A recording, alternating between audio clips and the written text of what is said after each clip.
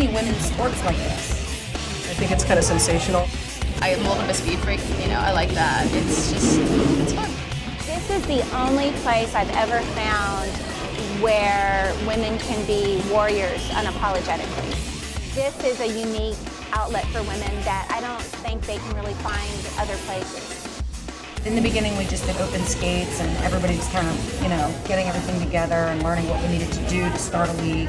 The woman who founded us, Ivana Ichabrains, is her derby name. She came here from Texas to start a roller derby league, and through word of mouth and leaflets and get-togethers at open skates, a group of us got together and said, yes, we want to do this. This is an old school sport, and it's very much a working class sport, and Baltimore, God love it, is an old school working class city that is proud of that. Derby girls similarly reject the whole pretty and polite, you know, standard, and, you know, they want to mix it up. We're part of the Women's Flat Track Derby Association, so nationally there are lots of leagues. Charm City Roller Girls is a league. We're the Baltimore League, and within our league we have 4 teams that play each other during a regular season from April to October. And those are the Mobtown Mods, that's my team, best team ever, love them. The Junkyard Dolls, the Night Terrors, and the Speed Regime. I love the rules of roller derby. I think it's a great game. It's a game of 2 teams, it's a game of speed and strategy. It's a full contact sport where offense and defense is being played simultaneously. The game is set up, there's 5 players on each team. A jam is 2 minutes long. There's usually three 20-minute periods. About as a game. Each time we line up, it's a jam. The object is to get more points than your opponent by lapping members of the opposing team. Each team has one point-scoring player who is called the jammer and who wears a special helmet cover with a star so that everyone knows who she is. For every person that she passes in the pack, she gets a point for it. 4 remaining girls from each team on the track are blockers or they're a pivot. Whichever jammer makes it through the pack on the first go, legally and inbound, gets a new jammer. So what is your lead jammer? Which is important to strategy because the lead jammer is allowed to stop play anytime she wants if it's not going her way. But she can call it off with this motion where she kind of puts her hand on her hips. The pivot sets the pace, and the blockers and the pivot together are working together to stop the opposite team's jammer from getting through the pack. Having a pack of skaters that's really aware to help that jammer through and block the other team's jammers, how the games get won. That's where you get all the physical. You can only hit people from the front and the side, and you can't take them out below the waist or hit them in the head intentionally. So no tripping, punching, elbowing, biting. Usually I'm the one that breaks the rules. I always get excited when I knock someone. It's all about I want to put you on the ground. I think it is all personal because you can't simulate it. I think that is the aspect of your own personality that you get to know best. Women are intensely competitive, and here it's all about how fast you are and how hard and effectively you hit. They want Nibs to hit me because she hits people and they go flying, like not the first row of people, not the, like the third row of people is where you land. It's the only place where women can be violent and aggressive and competitive and unapologetic and rewarded for it. The thing we go by is we leave it on the rink. What happens on the rink stays on the rink. It doesn't matter who you are outside the rink. The rink is the leveling field. It's interesting because I play the sport, but I'm also involved in the governance of the league to a degree. This is a skater-owned and operated endeavor. The league is technically a limited liability company. We're responsible for, you know, our own training, team development, and what would be considered front office business, like media relations and promotions. Every single skater has to be on at least one committee.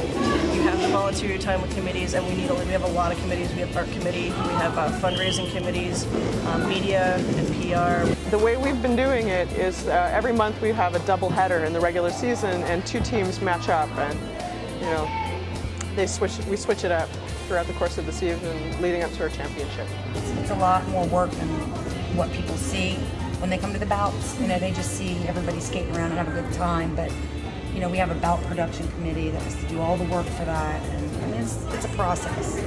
The game is wonderful. It's worth all the work of making the league run collaboratively with all these women.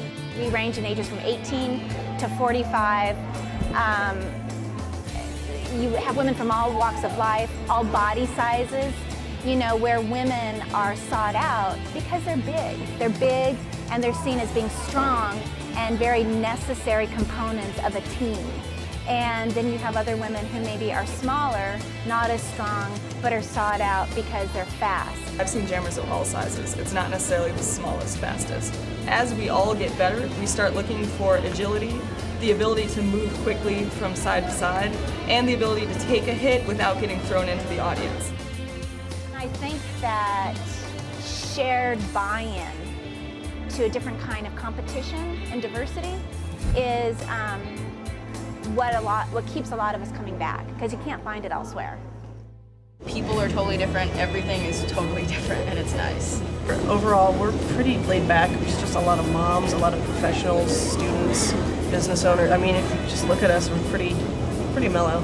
There are times, you know, after work we'll call each other, hey, you want to go out for a drink? You want to go to, you know, a movie or something? We do hang out.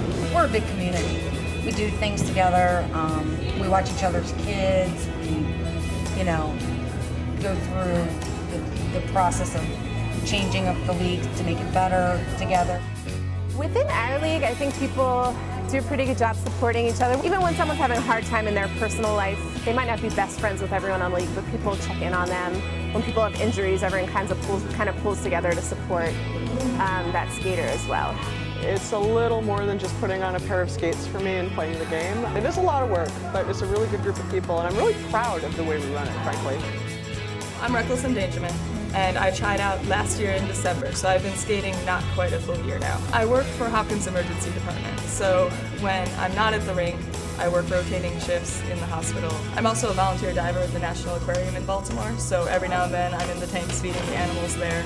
I found out about roller derby through Flo Shizzle, who works for the same hospital that I do. I love that you get to walk around going, I'm a Charm City roller girl. I love that the women I work with at the hospital who used to watch roller derby on TV are so excited to discover that they work with a roller girl. It's a wonderful thing to have in your back pocket to add to your identity, yeah. I used to skate a lot when I was little, and then a friend of mine, a girl I met in the dog park, was trying out, and I was like, that sounds really cool, so I thought I would try out, and then it's a lot of fun. The girls are really cool. Out here I go by Lady Kaboom, that's my derby name. I am 33 years old. I'm a researcher by training and trade. My degree says I'm an artist. I'm a single parent of a small child, and you know, all the stuff that goes with that. Well, for me, it's not so much an alter ego as it is an arena for my id. So it's an appropriate arena for that part of me, and it's a very important part of me that needs an outlet, and it keeps me sane outside of derby. It makes me patient, it makes me disciplined, keeps me from punching people in the street. How I found out about it in the first place, a couple of my friends were just heading out as a big group to come to an open skate here at Putney Hill. And as soon as I came out and strapped on skates and started skating again, I realized it was something I had to do. And they always have to say my name like a wrestler. Ball breaker. I've always liked contact sports, so I came to open skate and the first open skate that was it.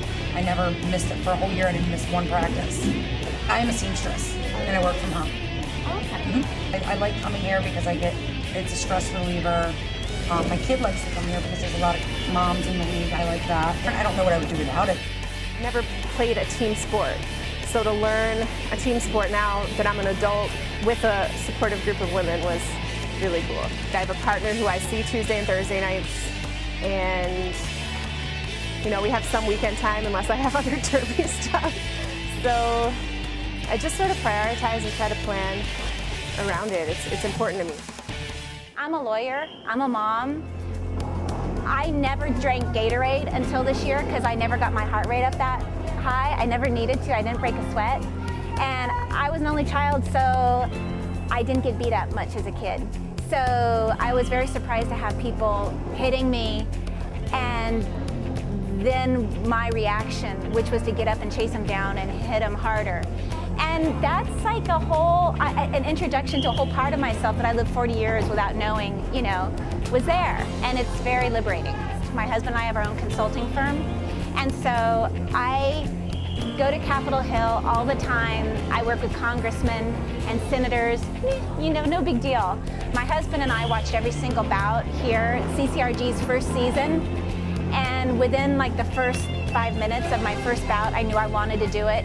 I made the league and I made my dream team. I'm the biggest roller derby fan there is. And I can't believe I get to skate with the league. And I'm still sort of, you know, pinching myself. So it's the best. We have really good people in the league right now that do a lot of work to keep it going. I really do hope and believe that it'll still be around in 5 years. A lot of us skate outside when it's nice out and just bring flyers with us, talk to people. There's a lot of, we'll just pass older people in the park and they remember derby from the old days and they're just really excited that it's back. It's exploded over the past 2 years. I mean, you can see, you know, we're taking up the entire rink with a snake drill and there's about 80 women on the league now. It's ordinary women doing something extraordinary. And I think that anybody who comes to see it seems to kind of catch the derby bug. It's so cool for them to see women misbehaving so badly, you know, and it being okay. You know, look, if we can collectively run an 80-person league as democratically and as transparently as we can, you know, I think that's pretty powerful. Another incredible season. Thank you all for making it happen.